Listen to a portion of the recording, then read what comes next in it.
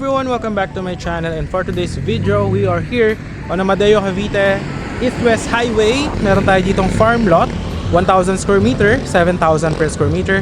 Kung corner na farm lot is 7,500 per square meter.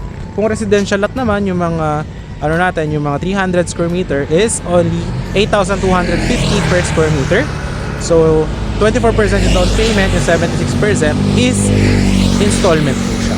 So ayan guys, ito yung ating highway. Ayan po, pagka kumaliwa kayo dyan sa intersection, papunta yan ng Amadeo Bayan. Diretso is Indang, going sa Batangas po yan.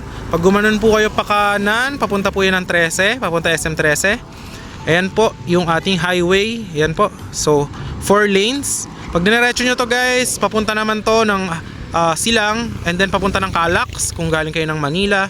So very accessible, no? Ayan siya. So, ito, nagmotor tayo guys. Ayan, big bike. Ayan, napakalapit lang niya from Manila. From Manila is just around 1 hour. So, depende syempre sa time kung ano oras kayo pupunta. So, yeah, pupuntahan natin ngayon yung kakaroon to guys ng napakagandang entrance.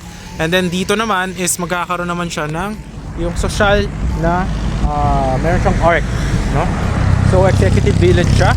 Kakaroon tayo ng swimming pool, mga amenities. And if hanap mo is yung ganitong weather, malamig, like Tagaytay, kahit summer, hindi binabaha. Meron siyang above sea level na 380 meters above sea level. So hindi po siya binabaha, and at the same time malamig din po ang klima. Accessible, malapit tayo sa mga mall, malapit din tayo sa expressway, and along the highway lang siya. So hindi kayo maliligaw.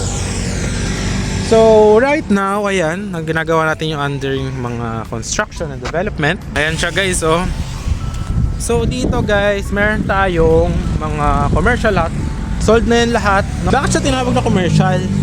Kasi dito, magkakaroon tayo dito ng mga ibang owner na magtatayo ng mga restaurant, cafe, gym, ayan. So ito, para magkaroon kayo ng idea, yung mga nandito, mga commercial lot yan. So papakita ko kung saan siya dito. Ayan.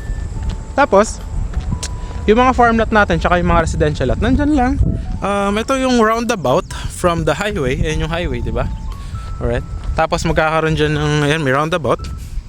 Yung mga farm lot natin, tsaka yung mga residential lot, nandyan lang. Diretso lang dyan sa kalsada na yan. Alright. Top. Alright. So, yan o, napakaganda ng weather. Ngayon is 6 PM. Ayan siya. So, Tagaytay vibes din siya. Malamig din.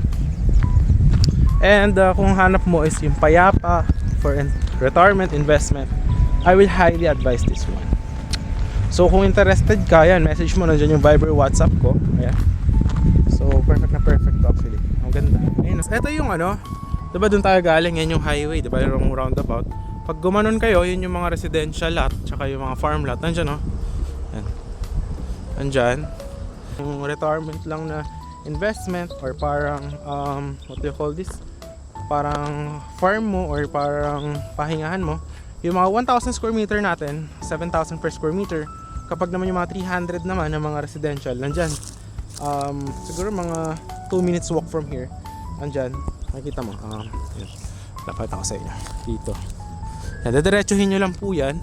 1, 2. Nandun sa may pangalawang linya ng kuryente. Nandun sa right side.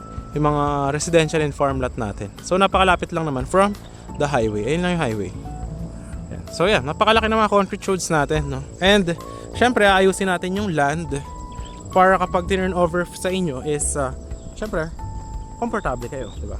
So yun, dito limited na lang yung remaining natin ng mga farm lot tsaka residential lots. Yung mga residential lot natin 300 square meter for only 8,250 per square meter. Tapos yung mga farm lot naman natin, mga 1,000 square meter is for only 7,000 per square meter. So free transfer of title na rin siya. So ganyan yung mga concrete roads natin. So yan, dire-diretso lang dun. Yan, yung dulo dun sa may, yan, andyan na yung mga residential lot. Tapos yung mga farm lot, nandun lang sa may 1, 2, 3, yung pangatlo, yun dun.